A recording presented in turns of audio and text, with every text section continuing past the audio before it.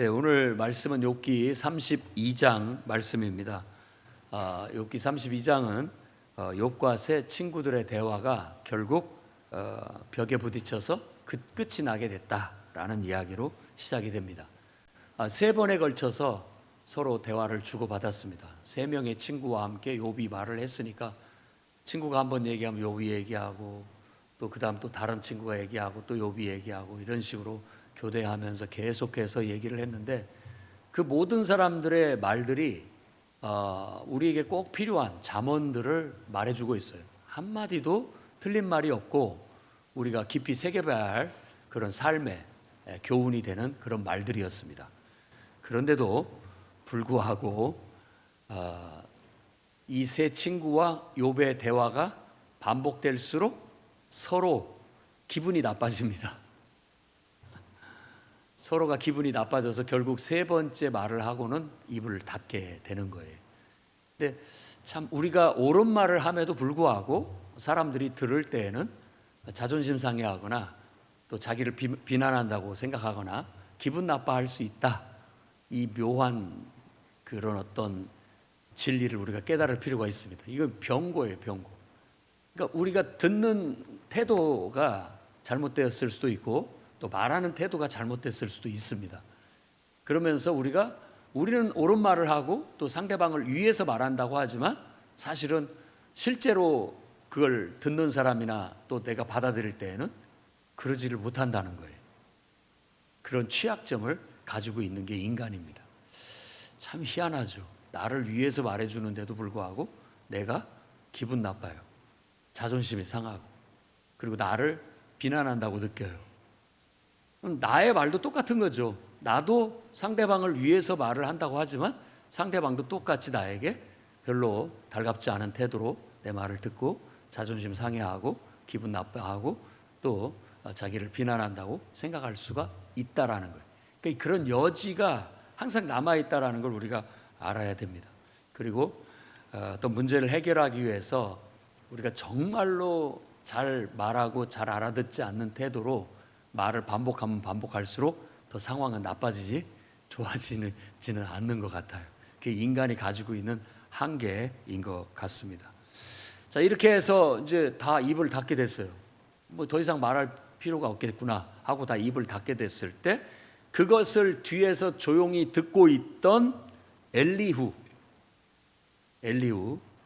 어떻게 보면은 젊은 세대, 다음 세대, 차세대라고 할 수 있는 사람이 나이가 어려서 참견하지 못하고 있다가 그 말을 듣고 이제 나도 한 말씀 드리겠습니다 하고 참가를 하게 되는 이야기입니다. 그래서 욥기서 후반부에는 다음 세대, 그 젊은이의 견해를 말해주고 있어요. 그러면서 욥도 뭔가 좀 잘못됐다. 왜냐하면 늘 자신의 결백을 주장하면서 결국은 자신의 결백을 주장함으로써 하나님보다 내가 더 의롭다라는 듯이 말하고 있기 때문에 그런 면은 좀 잘못됐다라고 지적을 하고 새 친구들한테도 너희들은 어떻게 그냥 일관되게 처음부터 끝까지 욥이라는 사람을 정죄하는 데만 급급해 있다. 이렇게 평가를 하게 되는 겁니다. 근데 그의 평가가 크게 다르지는 않습니다. 틀리지 않았다라는 얘기예요. 그러면서 엘리후는 나는 새로운 이론을 말하겠다라고 그렇게 얘기를 해요. 새로운 관점. 이것을 학문의 세계나 또 어떤 우리의 사회생활에 적용을 해본다면 딱 이렇습니다. 기성세대의 이론은 한 세 가지 정도 돼요. 보통 기성세대의 이론. 그리고 새로운 이론이 하나 또 등장을 하게 되는 거예요. 항상 그런 어떤 학계나 또 뭐 어느 단체나 가만히 보면 그런 식으로 모든 것들이 이루어지고 있음을 알게 됩니다. 그러니까 다음 세대로 이어지면서 사실은 기성세대들의 어떤 업적이 다음 세대에 의해서 새롭게 더 업그레이드되는 그런 발전을 이루어가는 것이 맞다고 생각합니다.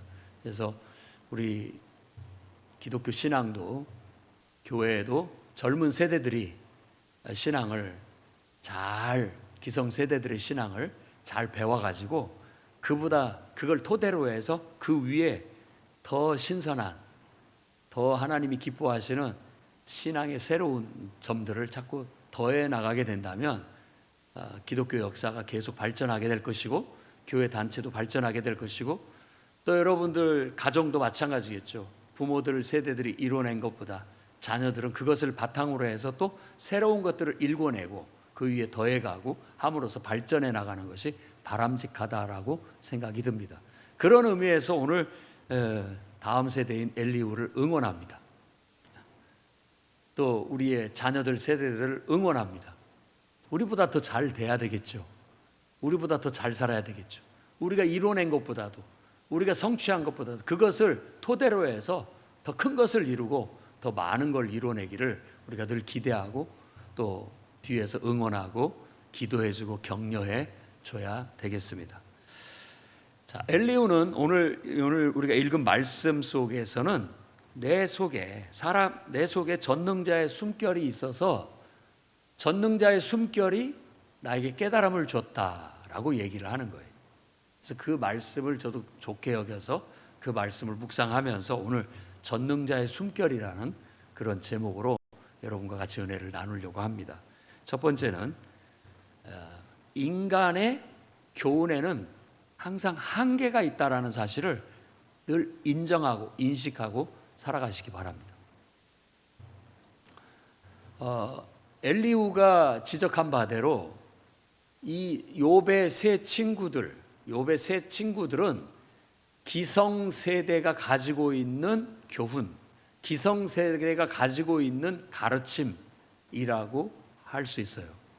그들이 주장하는 바는 어떤 면에 있어서 구구절절 다 옳지만 지금 그들이 주장하는 데에 있어서는 뭔가 한쪽에 치우쳤다라는 느낌을 떨쳐버릴 수가 없습니다.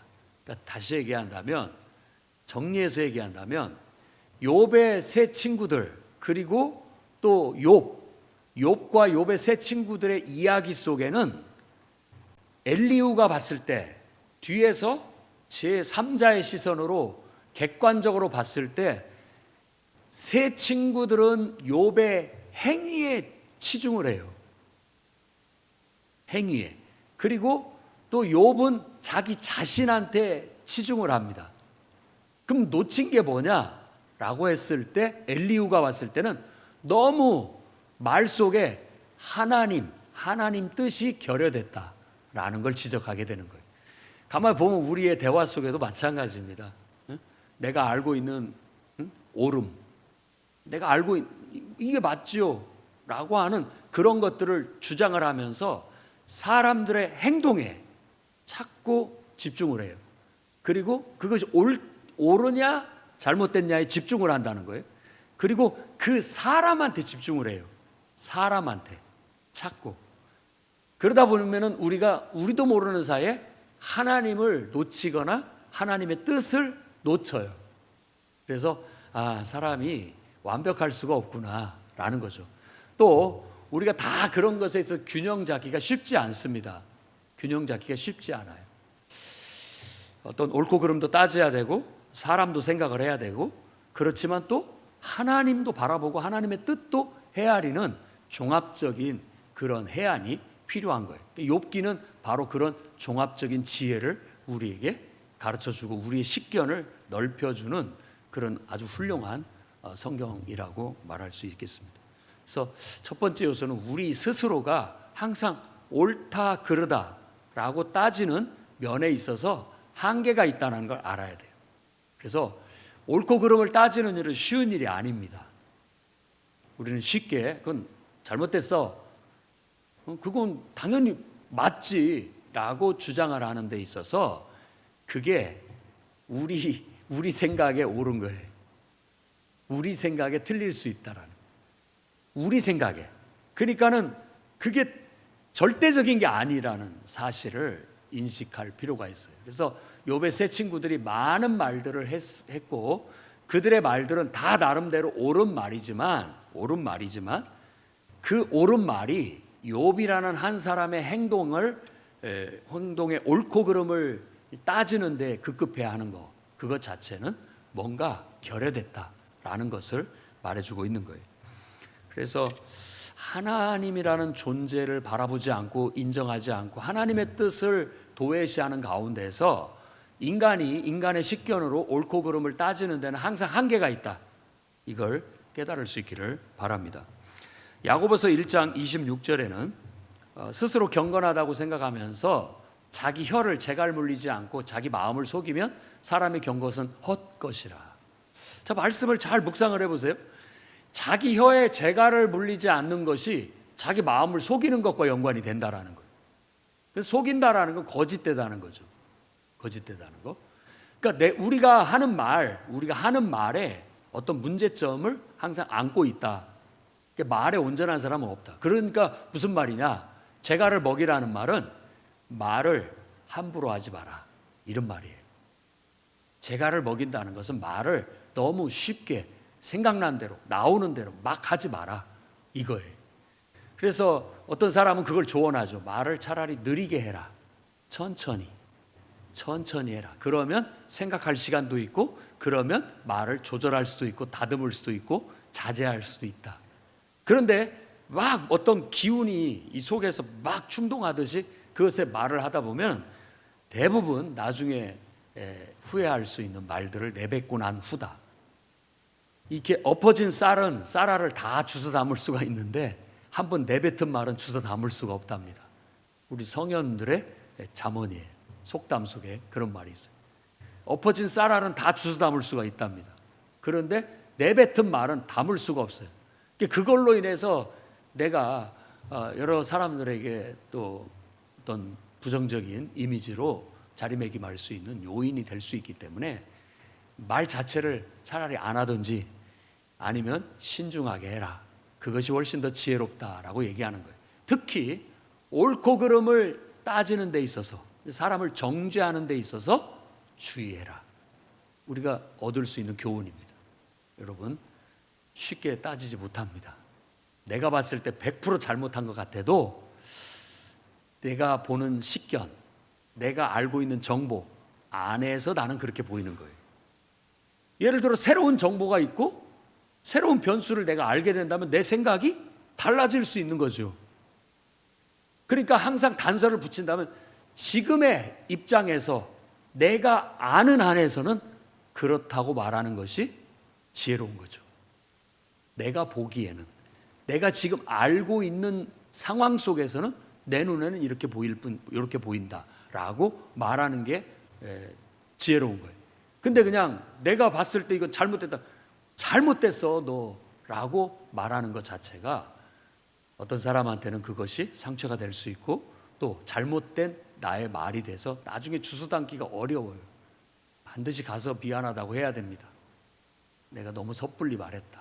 함부로 말했다. 용서해다오.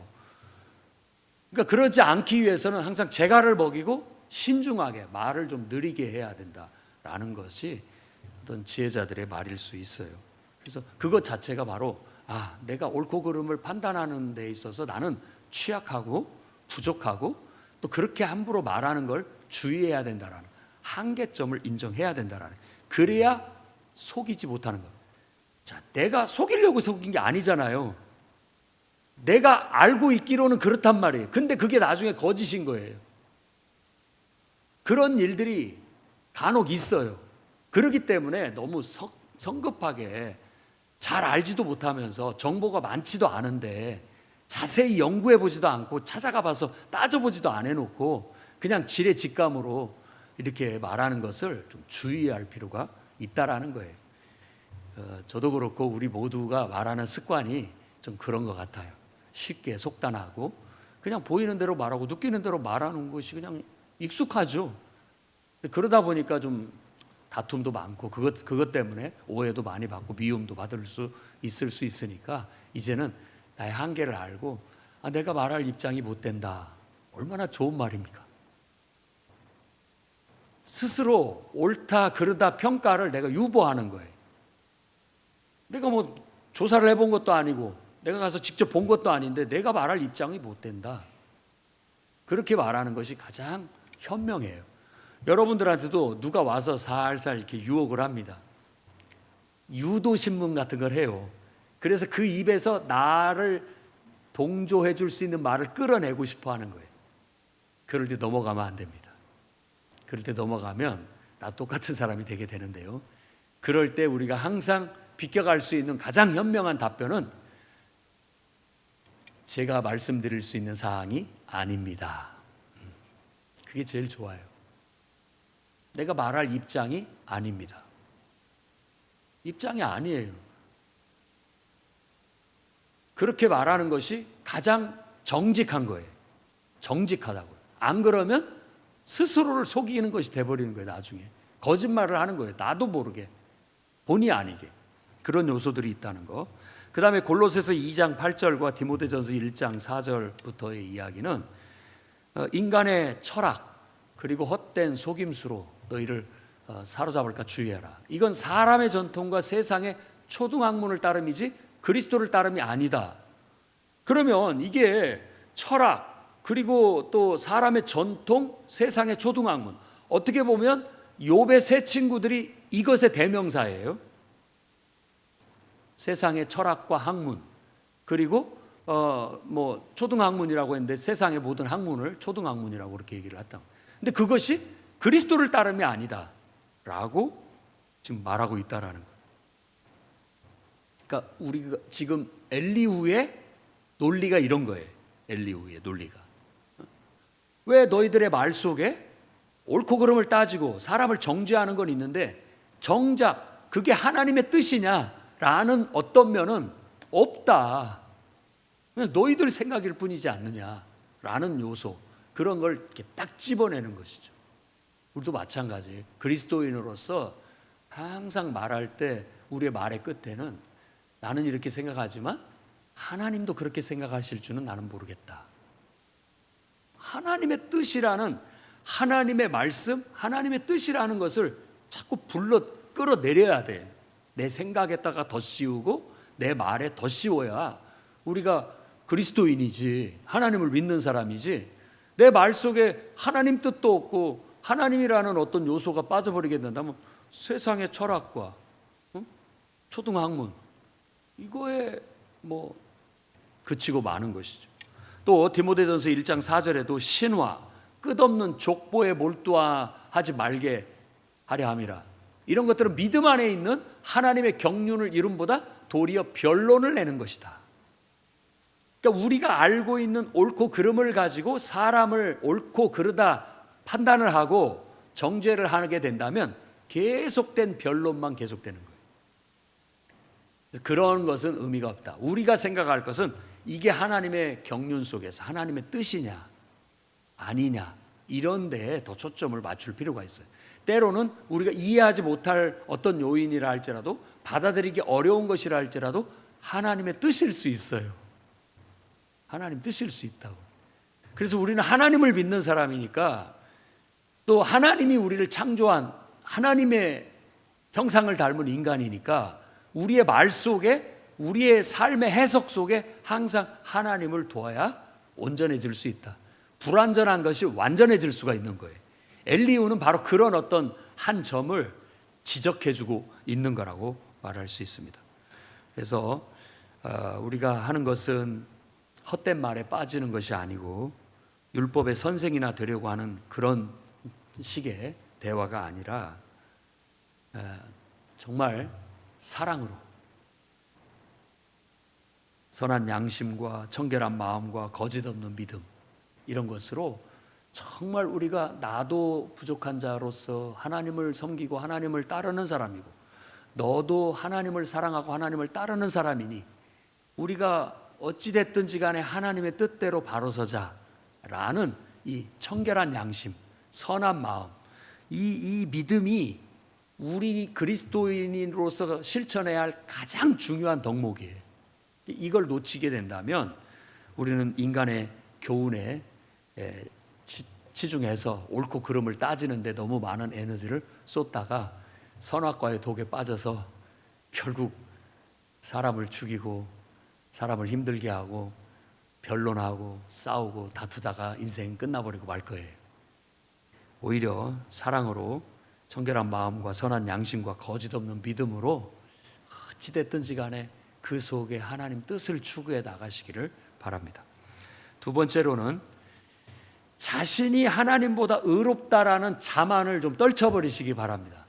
저 자신한테 하는 소리고 우리 모든 인간들이 가지고 있는 이런 자만들, 이런 것들을 다시 한번 돌아보면서 떨치기를 바랍니다. 그런데 내가 여러분들한테 물어보면 여러분 자만하고 살아요? 교만합니까? 안 그렇죠? 네, 난 교만하지 않아요. 난 겸손해요. 그게 자만입니다. 그게 자만인 거예요. 뭔가 나는 내가 알지 못하는 부족함이 있다라고 생각을 하셔야죠. 근데 욥이라는 사람을 이 엘리후가 지적하라는 게 그거예요. 우리 어르신께서는 이제 어르신이라고 얘기를 해요. 나이 차이가 꽤 나는 자식뻘 되는 그런 세대라고 부를 수 있기 때문에 어르신께서는 자신의 결박을 너무 주장하다 보니까 결국은 그 주장이 너무 세서 부각이 되다 보니까 하나님의 영광이 가려진다. 그럴 수 있어요. 우리의 삶 속에 내가 잘하는 거, 온전한 것도 있지만 그 모든 것들이 결국 하나님의 영광을 드러내는데 쓰여지는 도구가 돼야 되는데 어느 순간 보면은 내가 드러남으로써 하나님의 영광이 내 밑으로 가라앉아요. 자기 영광을 추구하는 것처럼 보인다라고 지적을 하게 되는 거예요. 물론 욥은 정직합니다. 나는 내가 인지하는 바에서는 하나님 앞에 내가 죄가 없다. 잘못한 게 없다. 하나님이 아신다. 하나님이 내 결백을 밝혀주셨으면 좋겠다. 죄 없는 나를 왜 하나님이 나를 이렇게 괴롭히시는지 하나님께 묻고 싶다. 이런 식으로 나아갔거든요. 근데 그런 말들이 욥에 있어서는 객관적이고 자신의 솔직한 심정을 주장하는 것인데도 불구하고 그런 주장 속에서 하나님이 가려진다는 거예요. 하나님의 영광이 가려져요. 자꾸. 그러면 엘리후 입장에서 욥은 어떻게 하기를 바랬느냐? 나는 잘못이 없지만 하나님의 무슨 뜻이 있겠지. 이렇게 받아들여야 된다는 거예요.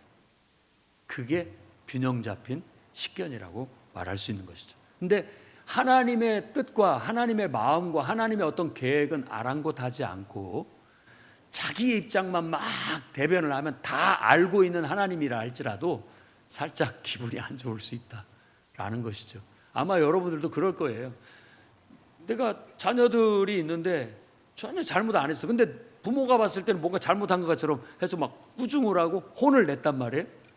그러면은 막 고집을 피면서 절대 자기는 잘못 안 했다고 막 버팅기고 엄마 잘못했다고 나한테 사과하셔야 된다고 막 따지고 들면 부모가 부끄러워지잖아요. 좀 어느 정도 우리 부모님이 좀 잘못 알았다 할지라도 부모님의 입장에서는 그렇게 보였었겠구나 라고 이해하고 그래도 잘못했습니다.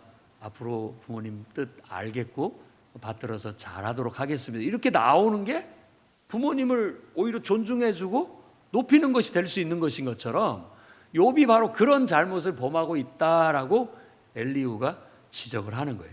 그것이 어떤 면에서 봤을 땐 자만일 수 있다라는 것이죠. 사람 의인은 없습니다. 욥이라는 사람은 온전했을지 모르지만 따지고 보면 우리가 설정된 욥은 온전했지만 인생에서 온전한 사람이 어디 있겠습니까? 따지고 본다면. 그래서 성경에는 의인은 없나니 하나도 없다. 깨닫는 자도 없고 하나님을 찾는 자도 없고 다 치우참게 무익하게 되고 선을 행하는 자가 없나니 하나도 없다라고 이미 선언됐어요. 선언됐다고. 이 육체를 가지고 있고 이 지구 물리 환경 속에서 사는 존재는 온전할 수 없습니다. 온전할 수가 없어요. 그런 것들을 우리가 알고 아무리 내가 떳떳하고 당당하다 할지라도 하나님 앞에서는 내가 뭔가 나도 모르는 잘못을 범할 수도 있고 또 하나님이 내가 알지 못하는 어떤 하나님의 뜻, 선한 뜻과 계획이 있을 수 있기 때문에 그분 앞에서는 늘 그분을 높이고 나를 그분의 영광 아래 감추는 그런 신앙의 태도를 견지해야 된다라는 겁니다. 고린도전서 1장 25절에는 하나님의 어리석음이 사람보다 지혜롭다. 하나님을 나보다 더, 내가 하나님보다 더 똑똑하게 생각하는 것 자체, 이런 것들이 자만이라는 것이죠. 그리고 고린도서 3장 18절에도 아무도 자신을 속이지 말라.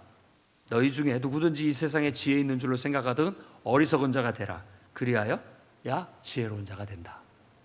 스스로 어리석다라고 인정해야 돼요. 그래서 원래 좀 깨달은 사람은 자신을 늘 소자라고 생각하고 바보라고 생각하고 부족한 자라고 생각하는 거예요. 그게 정직한 거예요. 그게. 근데 뭔가 내가 알고 있고 내가 뭔가를 막 주장하는데 혈안이 돼 있으면 살짝 지금 도를 넘어서는 자만이라고 말할 수 있다라는 겁니다. 자, 그다음에 세 번째로는 여러분 하나님의 영감을 따라 깨달음을 얻으시기를 바랍니다. 8절 말씀에 사람의 속에는 영이 있고 전능자의 숨결이 그 영 속에서 깨달음을 주신다. 이게 우리 인간이죠. 인간은 영적인 존재예요. 그래서 그 영적인 존재는 하나님의 임재를 품어요.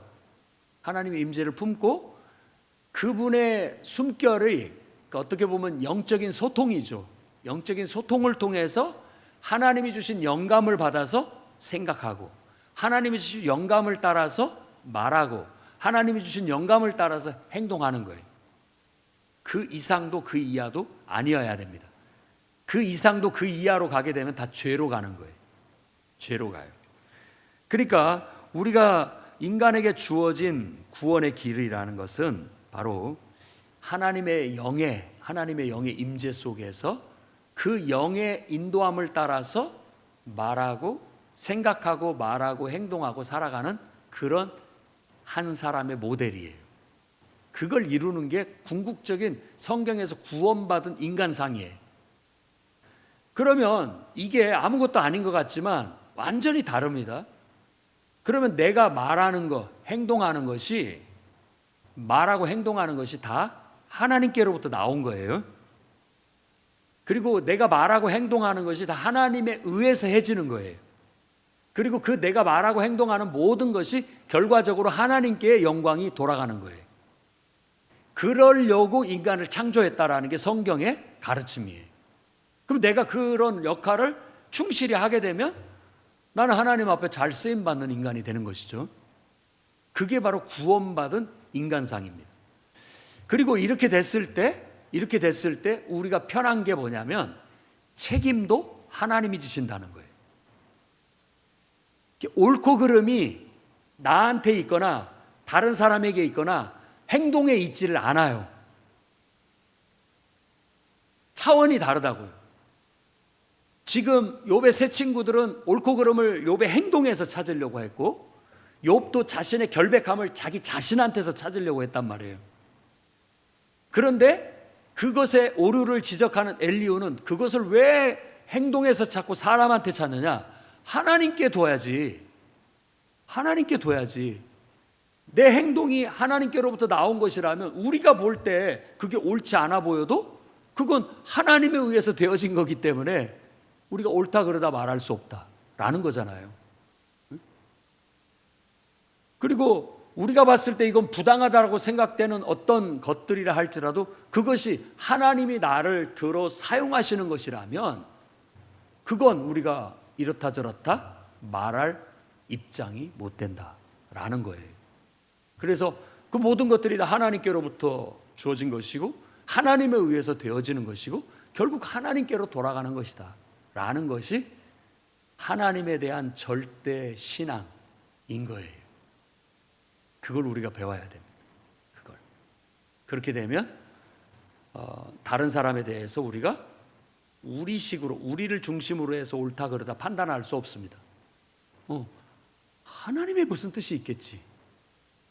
그 사람이 정말 하나님이 주신 생각과 하나님이 주신 어떤 것들을 행하고 있다면 하나님이 알아서 하실 거야.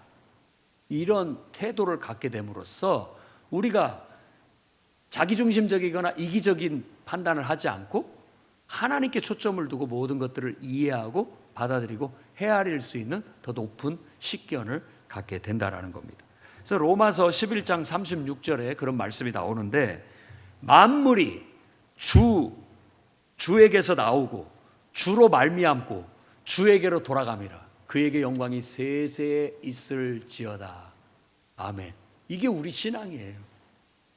다 하나님께로부터 주어진 생각과 하나님께로부터 주어진 마음을 갖고 하나님이 기뻐하시는 일을 하나님이 주신 힘과 지혜와 능력으로 행하고, 결국은 그 모든 결과는 하나님께 영광으로 끝나는 것이 인생입니다. 그 인간의 본분인 거예요. 근데 거기에서 덜해도 안 되고 더 나가도 안 되고 항상 그 중심을 지킬 수 있기를 바랍니다. 골로새서 1장 16절도 비슷한 말씀을 하고 있는데, 만물이 그에게 창조되되 하늘과 땅에서 보이는 것들과 보이지 않는 것들과 혹은 왕권들이나 주권들이나 통치자들이나 권세들이나 만물이 다 그로 말미암고 그를 위하여 창조되었고, 또한 그가 만물보다 먼저 계시고 만물이 그 안에서 함께 섰느니라. 결국 하나님의 절대 주권을 말하고 있는 거예요. 우리는 하나님의 절대 주권 안에서 하나님의 뜻대로 사는 것이 인생의 우리가 주안점을 둬야 할 부분이지, 내가 볼 때 부당하고 내가 볼 때 옳고 그르고 이런 것에 치우치면 안 됩니다. 그러면은 계속된 분란과 계속된 싸움, 계속된 변론만이 있을 뿐이에요. 평생 네가 올려 내가 올려 싸우면서 결론도 안 낼 그런 싸움을 하고 사는 거예요. 우리의 결론은 뭐냐? 이게 하나님께서 내게 주신 사명이고 내게 주신 마음이고 내게 주신 생각이고, 나는 그걸 믿고 그분이 주시는 힘과 능력을 가지고 그 뜻을 행했을 뿐이다. 나도 나를 판단하지 않는다. 하나님이 하라고 해서 했을 뿐이다 라고 함으로써 그 모든 책임도 하나님께 있는 거고 그 영광도 다 하나님께로 돌아가는 것이 돼버리는 거예요. 그게 가장 욥기에서 말하는 이상적인 신앙이에요. 가장 이상적인 신앙. 우리의 신앙의 목표도 거기에다 두고 여러분들이 수행해 나갈 수 있기를 바랍니다. 그러면 결국 나의 모습은 하나님 속에 감춰지게 되고 하나님의 영광만이 이렇게 드러나게 될 줄로 믿습니다. 전능자의 숨결이 우리의 영혼 안에 있어서 나는 그 숨결에 의해서 살아갈 수 있기를 바랍니다. 그분이 내 안에서 살아 역사하시니까 내게 생각도 주시고 마음도 주셔서 내게 소원도 주셔서 나에게 그걸 할 수 있는 시간과 공간과 환경, 능력도 주셔서 내가 함으로써 그 모든 것들이 결국은 내가 드러나는 게 아니라 하나님이 하셨습니다. 하나님께 영광 돌리는 그런 인생이 되시기를 주의 이름으로 축원합니다. 기도하겠습니다. 거룩하신 주님,